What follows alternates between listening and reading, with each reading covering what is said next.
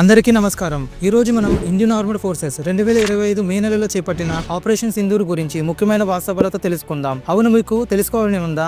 అయితే ఈ వీడియో చివరి వరకు చూడండి. 2025 ఏప్రిల్ 22న జమ్మూ కాశ్మీర్లోని పహల్గామ్ లో జరిగిన దారుణమైన ఉగ్రదాడిలో 26 మంది అమాయక పర్యాటకులు ప్రాణాలు కోల్పోయారు. వీరులు ఎక్కువ మంది భారతీయులే.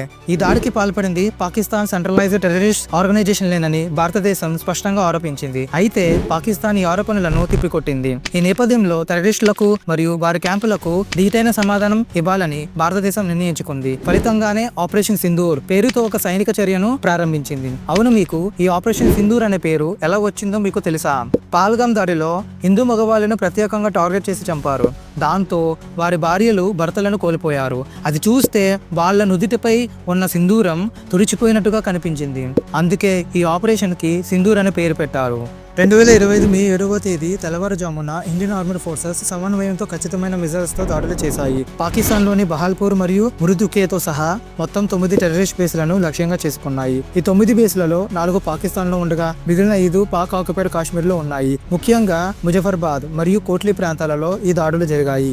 ఈ దాడుల్లో ప్రధానంగా లష్కర్ ఇ తోయిబా అంటే ఎల్ఈటి యొక్క ప్రధాన కార్యాలయం, మురిద్కేలోని మర్కాజ్ తోయిబా మరియు జైష్ ఇ మొహమ్మద్ అంటే జేఈఎం యొక్క ముఖ్యమైన బేస్ బహాల్పూర్ లోని మర్కాజ్ సుబాన్ అల్లా ధ్వంసమయ్యాయి. అంతేకాకుండా హిజ్బుల్ ముజాహిద్దీన్ యొక్క ట్రైనింగ్ సెంటర్ సియల్కోట్ లోని మెహమూనా జోయా ఫెసిలిటీ మరియు జైష్ ఇ మొహమ్మద్ యొక్క మరో ముఖ్యమైన బేస్ జామియా మస్జిద్ సుబాన్ అల్లా కూడా లక్ష్యంగా చేసుకున్నారు. ఇండియన్ ఎయిర్ ఫోర్స్ ఐఎఫ్ ఖచ్చితమైన గైడెడ్ బాంబులను ఉపయోగించి బహాల్పూర్ మరియు మురిద్కేలోని ట్రైనింగ్ సెంటర్లపై దాడులు చేసింది. పాకిస్తాన్ ఈ దాడిలో ప్రతిస్పందిస్తూ డ్రోన్లు, క్షిపణులు మరియు ఫిరంగి దాడులతో నియంత్రణ రేఖ వెంబడి భారత భూభాగంలోకి చొచ్చుకు రావడానికి ప్రయత్నించింది. దీనికి ఇండియన్ ఎయిర్ ఫోర్స్ పాకిస్తాన్ యొక్క ఎయిర్ ఫోర్స్ బేసులు మరియు రాడర్ వ్యవస్థలను టార్గెట్ గా చేసుకుని గట్టిగా బదిలిచ్చింది. భారతదేశం ఈ ఆపరేషన్ లో అత్యంత మోటార్ ఫైటర్ జెట్స్ లను కూడా ఉపయోగించింది. ముఖ్యంగా రాఫెల్ ఫైటర్ జెట్స్, స్కాల్ప్ మరియు హ్యామర్ మిజైల్స్ తో సహా అత్యాధునిక ఆయుధ వ్యవస్థలతో అమర్చబడి ఉన్నాయి.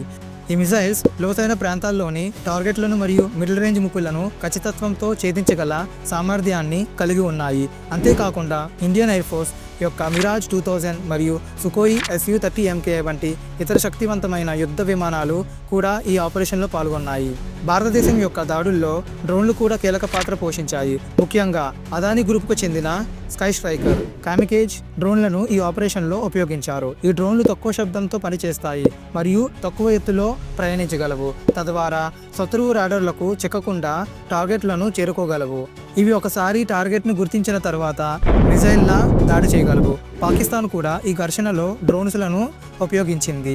అయితే భారతీయ రక్షణ వ్యవస్థ వాటిని సమర్థవంతంగా తిప్పికొట్టాయి. పాకిస్తాన్ ఉపయోగించిన డ్రోన్లలో టర్కీకి చెందిన YIHA, ఈహా మరియు సోంగార్ రకం డ్రోన్లు ఉన్నట్లు గుర్తించారు. అంతేకాకుండా చైనాకు చెందిన కొన్ని ఇతర UAV లను కూడా పాకిస్తాన్ ఉపయోగించడానికి ప్రయత్నించింది. భారతదేశం యొక్క సమర్థవంతమైన గగనతల రక్షణ వ్యవస్థ ఈ డ్రోన్ దాడులను తిప్పికొట్టడంలో కీలక పాత్ర పోషించింది. ముఖ్యంగా రష్యా నుండి కొనుగోలు చేసిన S-400 ట్రయంఫ్ మిజైల్ వ్యవస్థ అత్యంత శక్తివంతమైనది. ఇది 400 కిలోమీటర్ల వరకు గల టార్గెట్లను గుర్తించి ఒకేసారి 36 టార్గెట్లను ఛేదించగలదు. దీని మిజైల్స్ గంటకు 17,000 కిలోమీటర్ల వేగంతో ప్రయాణించగలవు. కాబట్టి వేగంగా కదులుతున్న విమానాలు మరియు బాలిస్టిక్ మిజైల్స్ లను కూడా ఇది అడ్డుకోగలదు. S-400 తో పాటు భారతదేశం స్వదేశంగా అభివృద్ధి చేసిన ఆకాశ్ మిజైల్ వ్యవస్థ మరియు ఇతర అత్యాధునిక కౌంటర్ డ్రోన్ వ్యవస్థలు కూడా పాకిస్తాన్ యొక్క డ్రోన్ దాడులను తిప్పుకోవడంలో ముఖ్యమైన పాత్ర పోషించాయి. ఈ వ్యవస్థలు మల్టీలెవెల్ సెన్సార్లు మరియు ఆయుధ వ్యవస్థలను కలిగి ఉంటాయి. ఇవి శత్రువు యొక్క వైమానిక దాడులను సమర్థవంతంగా ఎదుర్కోగలవు. ఇరు దేశాల మధ్య తీవ్ర ఉద్రిక్త పరిస్థితులు నెలకొవడంతో చివరకు 2025 మే 10న సీజ్ ఫైర్ ఒప్పందం కుదిరింది. భారతదేశం ఈ ఆపరేషన్ లో 100 మందికి పైగా ఉగ్రవాదులు హతమయ్యారని ప్రకటించింది. పాకిస్తాన్ సైన్యానికి కూడా గణనీయమైన నష్టం జరిగిందని, దాదాపు 35 నుండి 40 మంది సైనికులు మరణించారని అంచనా వేసింది. ఈ పోరాటంలో దురదృష్టవశాత్తు 5 భారతీయ సైనికులు కూడా ప్రాణాలు కోల్పోయారు. భారతదేశం ఈ దాడులకు సంబంధించి ఉపగ్రహ చిత్రాలు మరియు వీడియోలను కూడా విడుదల చేసింది. ఆపరేషన్ సింధూర్ అనేది సరిహద్దు దాటి ఉగ్రవాద కార్యకలాపాలకు పాల్పడే వారికి భారతదేశం యొక్క దృఢమైన సందేశాన్ని తెలియజేసింది. ఉగ్రవాదానికి మద్దతు ఇస్తే పరిణామాలు తీవ్రంగా ఉంటాయని పాకిస్తాన్ కు స్పష్టమైన సంకేతం పంపింది. ఇది భారతదేశం యొక్క ఉగ్రవాద వ్యతిరేక